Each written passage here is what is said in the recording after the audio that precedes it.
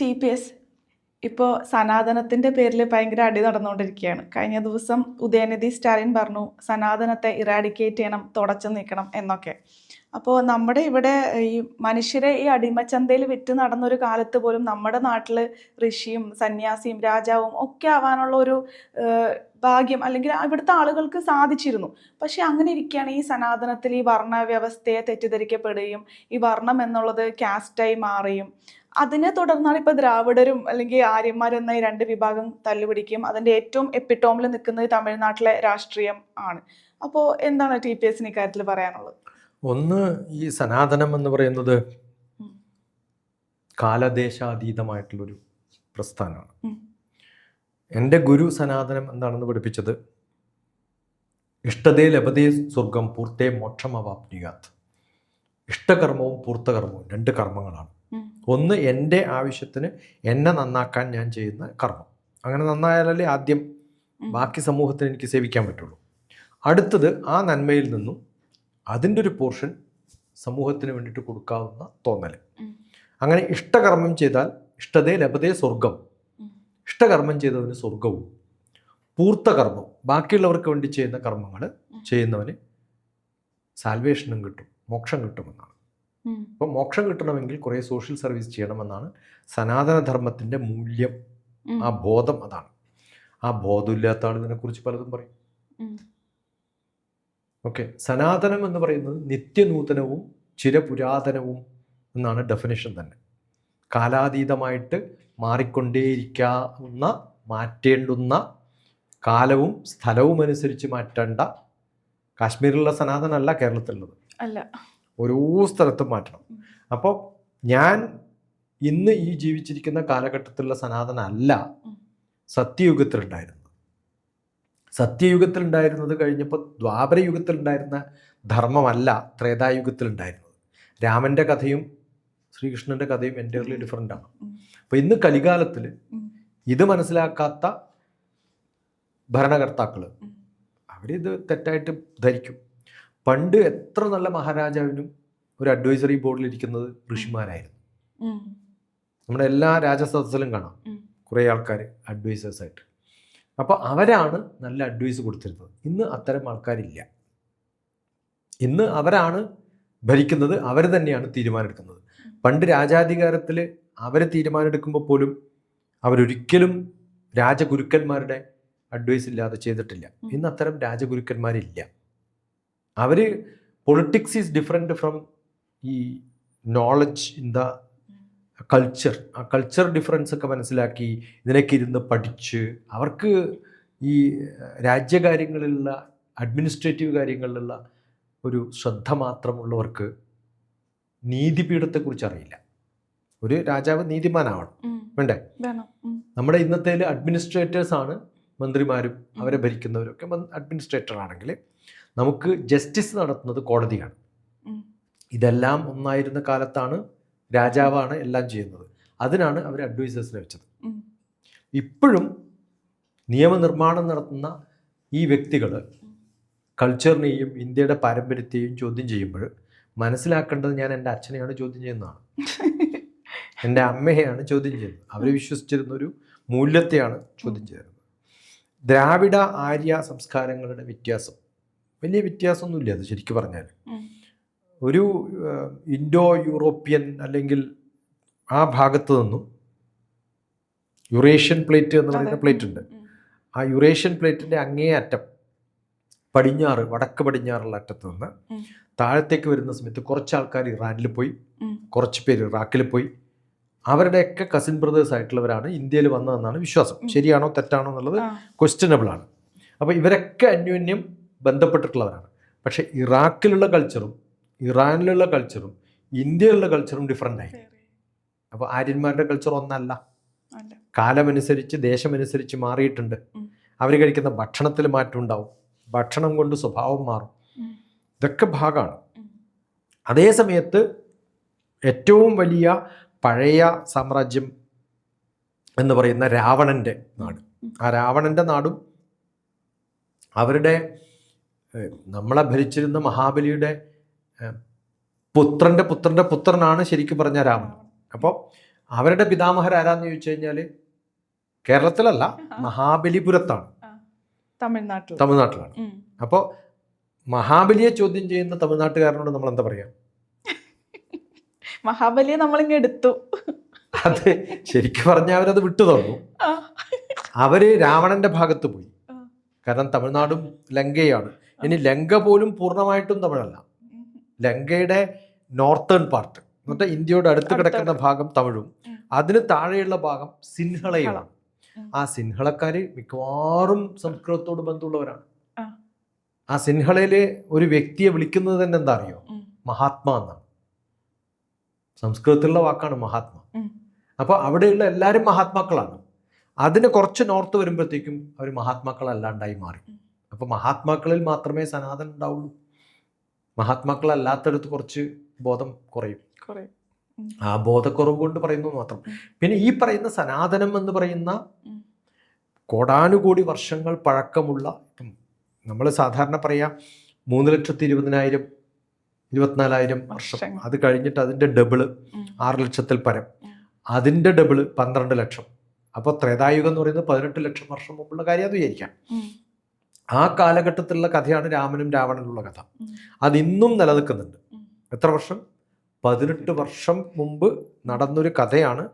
ലോകത്തിലെ ഏറ്റവും വലിയ പുരാണ ഇതിഹാസങ്ങളിൽ നമ്മൾ പറഞ്ഞു നടക്കുന്ന, ഇപ്പം നാളെയും മറ്റന്നാളും, ഇന്നും നാളെയും മറ്റന്നാളും 3 ദിവസം ഗുരുവായൂർ രാമായണ ഒരു കോൺഫറൻസ് ഉണ്ട്.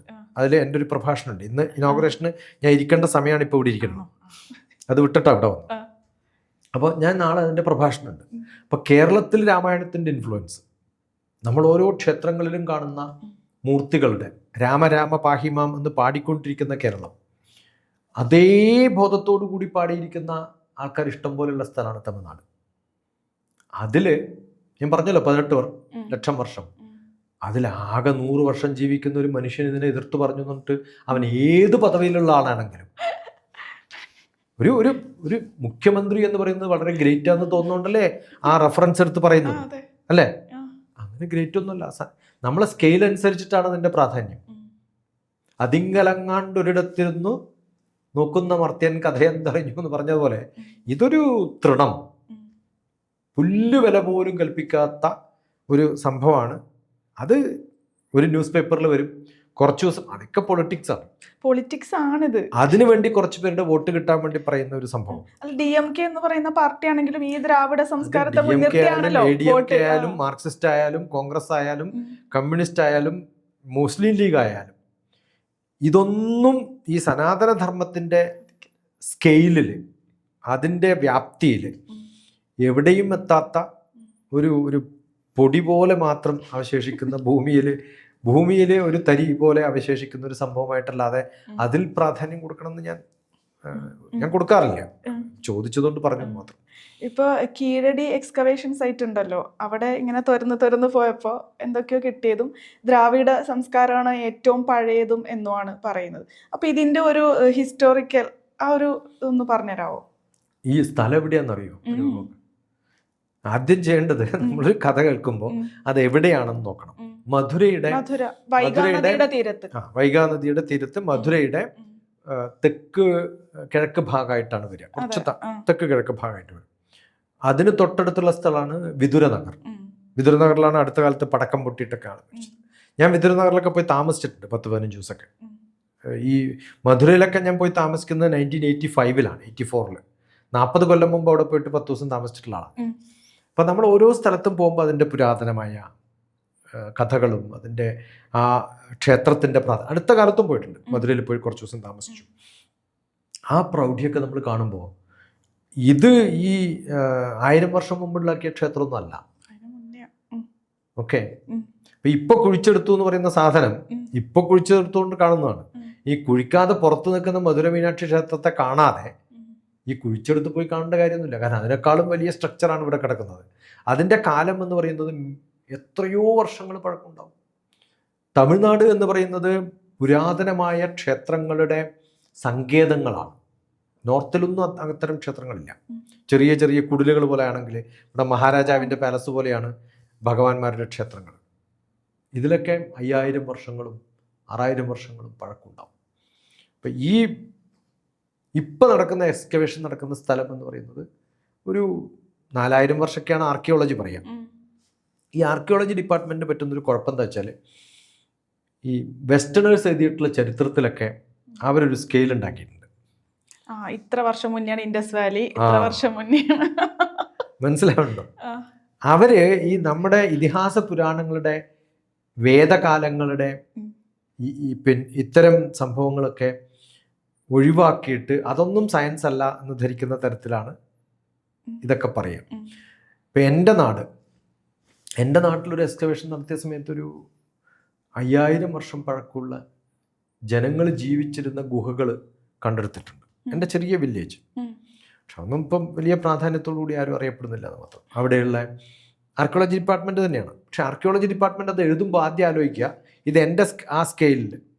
കാരണം വെസ്റ്റേണേഴ്സ് അപ്രൂവ് ചെയ്താലല്ലേ നമ്മൾ എല്ലാം സയൻസായിട്ട് പറയുള്ളൂ. അപ്പോൾ ഇങ്ങനെ കുറേ അബദ്ധങ്ങൾ പറ്റിയിട്ടുണ്ട്. നമ്മുടെ മോഹൻജദാരോ, ഹരപ്പ, പാകിസ്ഥാനിലുണ്ടായിരുന്ന പല പഴയ എക്സ്കവേഷൻസും, നമ്മുടെ കാശ്മീർ ഭാഗത്തുള്ള കുറേ എക്സ്കവേഷൻസും, തമിഴ്നാട് മുതൽ അങ്ങേയറ്റം വരെ. ഇപ്പം നമ്മളിപ്പോൾ ശ്രീലങ്കയിൽ പോകുമ്പോൾ രാവണൻ്റെ കോട്ടയുണ്ടായിരുന്നു. കോട്ടയാണോ ഇന്ന് കാണുന്ന സ്ട്രക്ചറാണോ അതോ ഒരു വലിയ ഗുഹയാണോ എന്ന് ചോദിച്ചാൽ ചിലപ്പോൾ അങ്ങനെയൊക്കെ ആവാം. ഇറാനിൽ ഈ ഗുഹകളിൽ താമസിക്കുന്ന മനുഷ്യന്മാർ ഇപ്പോഴും ഉണ്ട്. അവിടെയുള്ള പുരാണ സംഭവങ്ങളൊക്കെ നോക്കിക്കഴിഞ്ഞാൽ നമ്മുടെ AD BC എന്ന് പറഞ്ഞിട്ടാണ് നമ്മൾ BC-യിൽ ഒരു 2000 വരെയൊക്കെ പോവുള്ളൂ. 3000 4000 5000 കഴിഞ്ഞ് കഴിഞ്ഞാൽ പിന്നെ ഇല്ല. കാരണം അതാണ് നമ്മുടെ ഒരു പുതിയ ശാസ്ത്രം. അതുകൊണ്ട് എക്സ്കവേഷൻസ് കുറേ നടക്കാനുള്ള കുറേ സംഭവങ്ങളുണ്ട്. നല്ല കുറേ സിനിമകളുണ്ട്. ഇന്ത്യയിൽ നിന്ന് പാകിസ്ഥാനിൽ പോയിട്ട് ആർക്കിയോളജി എക്സ്കവേഷൻ നടത്തുന്നവരുടെ കഥയും ഇതൊക്കെ ഒരു ദേശമായിരുന്നല്ലോ. നമ്മുടെ ഗാന്ധാരം എന്ന് പറയുന്ന കന്ദഹാറിലെ കഥ മഹാഭാരതത്തിൻ്റെ കാലത്താണെങ്കിൽ ഒരു 3200 BC-യിലാണെങ്കിൽ ഇനിയിപ്പോൾ 5000 പരം വർഷങ്ങളാണ്. അപ്പോൾ ഈ കഥകളിപ്പം എഴുതപ്പെട്ടിട്ടുള്ള കാലങ്ങളിൽ മാത്രം, മഹാഭാരതം നടന്നിട്ടില്ല, രാമായണം നടന്നിട്ടില്ല എന്ന് പറയാൻ പറ്റില്ലല്ലോ. അപ്പോൾ എത്ര കാലം പഴക്കമുണ്ടാവും? ആ ഭാഗത്തൊക്കെ രാമൻ വന്ന് ക്ഷേത്രം ഉണ്ടാക്കിയ സ്ഥലമാണ് തമിഴ്നാട്. പൂജ നടത്തിയിട്ടുള്ള സ്ഥലമാണ്. അവിടെ ലങ്കയിലേക്ക് കടക്കുന്ന സമയത്ത് നവഗ്രഹങ്ങൾ വെച്ചിട്ട് പൂജിച്ചിട്ടുള്ള സ്ഥലമുണ്ട് അവിടെ. അവിടെയൊക്കെ ക്ഷേത്രങ്ങളുണ്ട്. ഇപ്പം കടലിലേക്ക് കയറിയിട്ടാണ് ആ ക്ഷേത്രം. ആ ക്ഷേത്രം എന്ന് പറയുന്നത് ഓരത്തല്ല, സീഷോറിലല്ല, സീയിലേക്ക് എക്സ്റ്റെൻഡ് ചെയ്തിട്ട് എടുത്തിട്ടുണ്ട്. അവിടുന്ന് നോക്കിയാൽ നേരെ കാണും. അവിടെ പിന്നെ ബ്രിഡ്ജ് ഉണ്ടാക്കിയിട്ടുള്ള ആളാണ് വാനരന്മാരുടെ കൂടെ. അപ്പോൾ ഈ കഥകളൊക്കെ എത്ര കൊല്ലം പഴക്കമുള്ളതാണ്. അപ്പോൾ ഈ എക്സ്കവേഷൻസ് ഒക്കെ ചെറിയ ചെറിയ സംഭവങ്ങളാണെന്ന് ഞാൻ പറയാം. കുറേ ഉണ്ട്. നമ്മുടെ കഥകൾ പറയാൻ പറ്റുകയാണെങ്കിൽ എണ്ണിയാ തീരാത്തത്രയും പഴയ കാലത്തെ ചരിത്രങ്ങൾ മണ്ണിൻ്റെ അടിയിൽ കിടന്നുറങ്ങുന്ന കുറേ സ്ഥലങ്ങൾ ഇന്നും ഉണ്ടാവും. അപ്പോൾ ഈ ആചാരങ്ങളും അനുഷ്ഠാനങ്ങളും കൊണ്ട് സമ്പന്നമായിട്ടുള്ള ഈ സനാതനത്തിൽ വന്നിട്ടുള്ള ചെറിയ ചെറിയ വികൃതികളാണ് ഈ കാസ്റ്റ് സിസ്റ്റം അത് ഇതെന്നൊക്കെ പറഞ്ഞിട്ടുള്ളത്. പക്ഷെ ആ ഒരു സൈഡിനെ മാത്രം ഈ അംബേദ്കറിസ്റ്റുകൾ എടുത്ത് ഉയർത്തി കാട്ടുകയും ഇപ്പോൾ അതിൻ്റെ പേരിലൊരു വർഗീയത, അല്ലെങ്കിൽ അതല്ലേ ശരിക്കും വർഗീയത? ഈ വർഗത്തെ രണ്ടായി ദ്രാവിഡര് ആര്യന്മാർ ഇതൊക്കെ പറഞ്ഞ് ചെയ്യുന്ന ആൾക്കാർ അവരല്ലേ ശരിക്കും വർഗീയത കാണിക്കുന്നത്?